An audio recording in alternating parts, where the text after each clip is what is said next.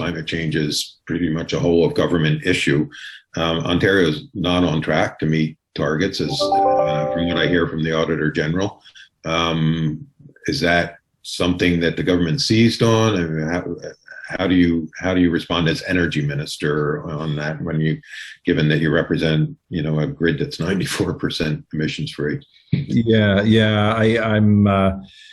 I think the AG report mentioned there needs to be more transparency. I can tell you just one big investment that has been made that I think is important just to understand the impact that one single investment can make when it comes to GHG reductions in our province. I was up in Sault Ste. Marie a week and a half ago or so, 2 weeks ago, for a big investment at Algoma Steel.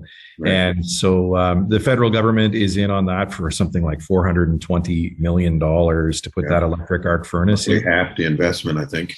Yeah, that's right. And so we're into it as well when it comes to other supportive areas of concern, and so we've dealt with those with the company, and they announced that they're going ahead with that electric arc furnace investment, which is a $720 or $740 million investment. So that is huge. They burn coke, right? And so by making this change from their blast furnaces that they currently operate into this electric arc furnace, that gets us 16% closer to just that one project gets us 16% closer to our emission reduction targets in Ontario. And there's been a lot of heavy lifting in the province as well, and it cost us a great deal. We've obviously phased out the coal plants over a period of time, and that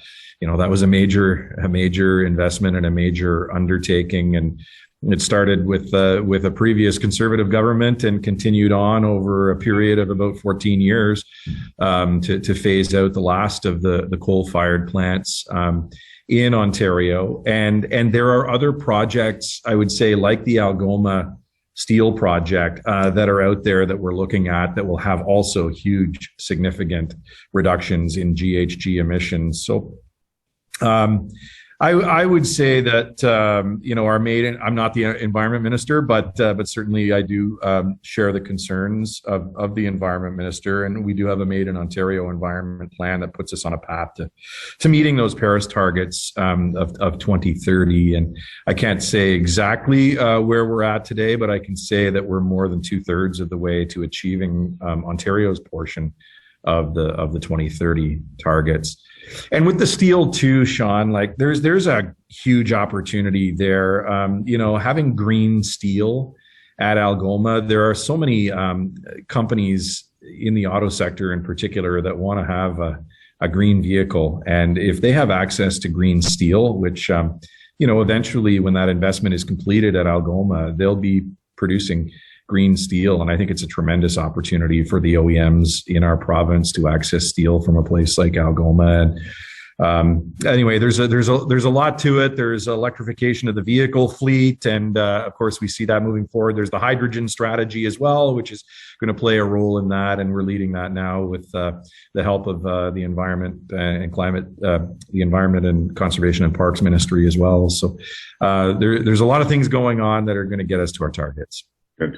One more question from the audience, and that is, apart from energy storage projects to lower demand charges, there's no market mechanism to realistically allow the corporate purchase of renewables due to the GAC, which the acronym is escaping me at the minute.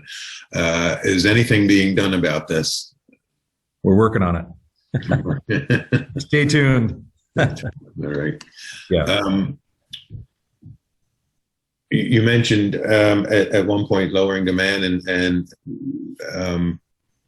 one of the things that the government did in the early days was eliminate some of the conservation programs that the utilities were running, and I wonder whether what the view is around energy conservation and whether that should not be a bigger part of the mix when we talk about a supply mix. would part of that supply mix be the delivery of demand reduction that could achieve similar results in terms of the delta between what we have and what's needed? Yeah, I mean, I would go back to the election and 2018 and the biggest issue, that the number one issue in that election really was electricity. I know I certainly remember it because I was in the middle of it and was the critic. The public was pretty loud and clear about the cost of electricity in that election, but conservation is important. There's no question about it. And the conservation budget will be increasing. Electricity conservation is one of the most cost-effective ways to meet demand. So, we're working with the ISO. We've got the green button program that's out there as well, which is one piece to the puzzle in allowing individuals to take more control over conserving in their own home and business and on electricity use and natural gas use, all of their energy. So the conservation plan is going to be released later next year, I guess. So I look forward to launching that next year. So early in the we need to inform people. Do we need to do some education around the difference between price and cost? Because your price might go up a little bit if you're paying for additional price per kilowatt hour might go up a little bit if you're paying for additional conservation measures. But if you use less, your bill might go down. And I sometimes think we lose sight of that when we're talking about the price of power as opposed to what's on the bill. Yeah, I think we live and breathe the energy sector, and a lot of us on this line today live and breathe it.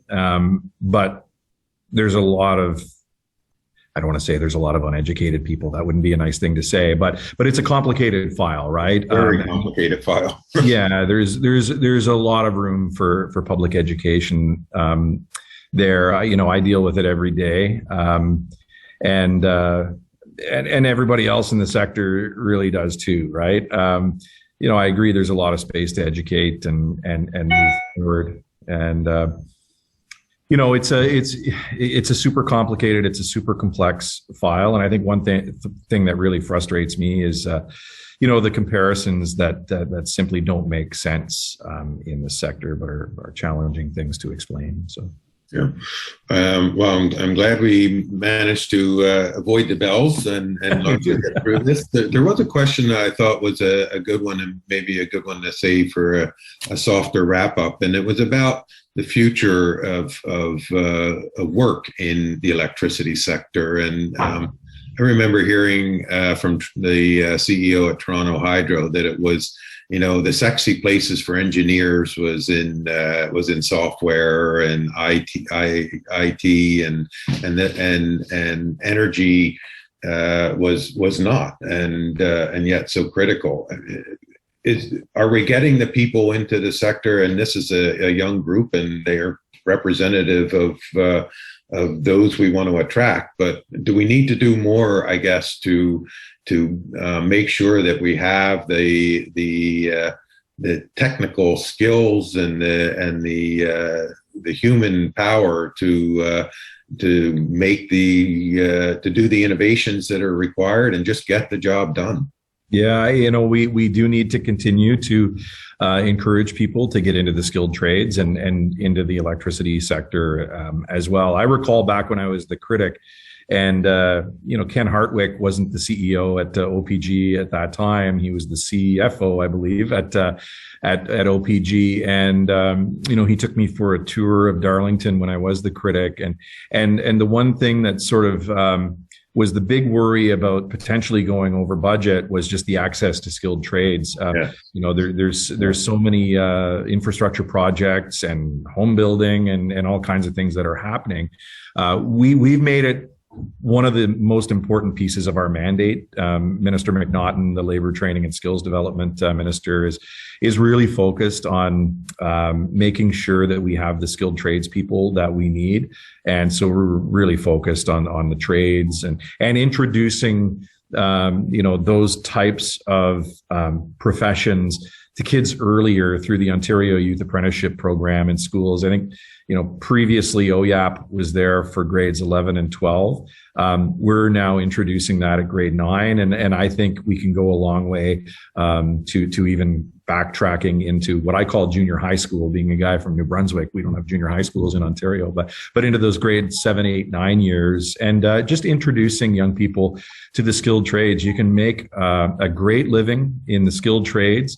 The nuclear workers that I've met, the power workers that I've met, they're doing really, really well. They're in high demand, and our people really are our greatest asset. And when we talk about the energy advantage that we have here in Ontario, sure that we can talk about the generation, but it's the people working in the sector that are super talented and reliable. And so we need to encourage as many young people as we can to think about a job in the energy sector.